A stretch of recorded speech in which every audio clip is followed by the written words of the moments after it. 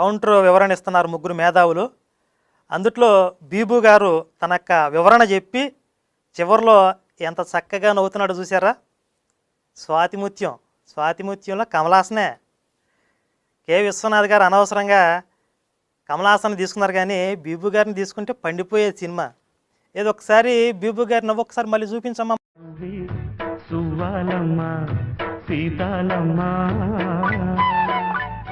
అడ్డే రత్నాలు రాలిపోతున్నాయి అసలు. బీబు గారు మా శిఖండి రిలీజ్ చేసిన వీడియో చూశారు కదా? చూసానండి. ఆ వీడియోలో స్టార్టింగ్ లో మీ మీద మంచి సాంగ్ ఉంది, సువ్వి సువ్వి సువ్వాలమ్మ. ఎలా ఫీల్ అవుతున్నారు? వాస్తవానికి మంచి పాట ఎన్నుకున్నారండి. నన్ను ఆట పట్టించడానికని అనుకున్నారో ఏమో మరి, కానీ చాలా మంచి పాట ఎన్నుకున్నారు శివశక్తి వాళ్ళు, ప్రత్యేకంగా కరుణాకర్ గారు. వారి టాలెంట్ ని అభినందిస్తా ఉన్నాను.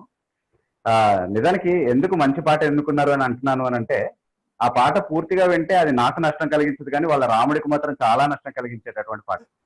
ఇంకా ముందుకు మీరు ఆ పాట వింటే మీరు ఒకవేళ ఆ పాట వింటారేమో, అందులో ఒక చరణం ఇప్పుడు ప్లే చేసి చూపిస్తాము, చూడండి మీరు చక్కగా. దాంట్లో అండాదండా ఉండాలని కోదండా రాముని నమ్ముకుంటే గుండె లేని మనిషల్లే నేను కొండ కోనల కుదిలేశాడా. మనం అదే చెప్తున్నాము. అదే పాటను అతను ఎన్నుకున్నాడు. బిచారా శిఖండి సో భలే పాట ఎన్నుకున్నాడండి. సో అయితే దానికి మధ్యలో ఒక పాజ్ కూడా వస్తుంది బ్రదర్. అవునవును, కరెక్ట్ గా. అంటే మనకు అర్థం కాలేదేమో అని, గుండె లేని మనిషల్లే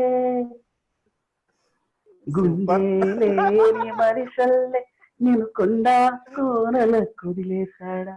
అంటే నేను ఇలా పాడుతున్నానని కరుణాకర్ ఏం పాడే ప్రయత్నం చేద్దాం చెప్పండి అతనికి, జనాలు భరించలేరు. ఆయన చేస్తే మాత్రం రికార్డే ప్లే చేయమనండి. ఎలా చేయాలో ఒకసారి ఆ పాట ప్లే చేసి చూపించండి బ్రదర్. నేనేం రాయలేదు ఈ పాట, అది ఆల్రెడీ ఉన్న పాటే. మళ్ళీ అలా కూడా చెప్పుకుంటారా మీ క్రైస్తవులు కొత్త పాట రాశారని రాముడు.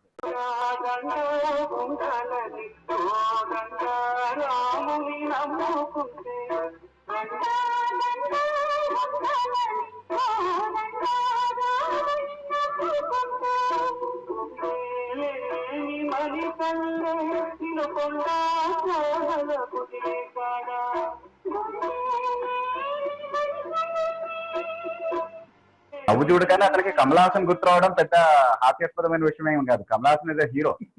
ఓకే, సో నన్ను గుర్తు చేసుకున్నాడు ఆ విధంగా. That is very good. అంటే కమల్ హాసన్ గుర్తు చేసుకున్నాడు, దట్స్ వెరీ గుడ్ థింగ్. కానీ ఇతని ఎక్స్ప్రెషన్స్ చూసారు కదా మీరు, అని మాట్లాడుతున్నారు చూసారా? అవి చూసినప్పుడు నాకు భలే చక్కగా మన దయామయుడు సినిమాలో కోట శ్రీనివాసరావు వేసిన ఒక రోల్ గుర్తొచ్చింది. అది ఈయనకిస్తే ఎంత బాగుండో అనిపించింది. ఒకసారి చూడండి అది ఎలా మాట్లాడుతున్నాడో. ఆ వీడియో ప్లే చేస్తారు. అబద్ధం, అంత అబద్ధం, క్రీస్తు అబద్ధం, క్రైస్తవులు చెప్పేదంతా అబద్ధం. అబద్ధం, అంత అబద్ధం, అబద్ధం, అంత అబద్ధం, అబద్ధం, అంత అబద్ధం, క్రీస్తు అబద్ధం, క్రైస్తవులు చెప్పేదంతా అబద్ధం. శిఖండి బ్రదర్, ఇవి తప్పితే వాడు చేత ఇది ఏముండదు. కరెక్ట్. సో యాక్చువల్లీ ఈ రోల్ అతనికి చాలా బాగుండేది. అసలు వాస్తవానికి అసలు కోట శ్రీనివాసన్ ఎందుకు తీసుకున్నారు, ఇతన్ని ఆ రోల్ లో పెట్టుంటే ఇతను సినిమాల్లో పర్మనెంట్ అయిపోయేవాడు ఆ రోల్ కి. యాక్చువల్లీ మరి వాళ్ళకి అంటే బహుశా అతను పుట్టుండడు లేండి ఈ సినిమా తీసినప్పుడు, అందుకే పెట్టనట్టున్నారు. ఇప్పుడు ఏమైనా మళ్ళీ రీమేక్ ఏమైనా చేస్తే ఒకసారి ఇన్ఫార్మ్ చేయండి కరుణాకర్ కి, బాగా చేయగలడు ఆ role. So that's an excellent role for him actually. Okay.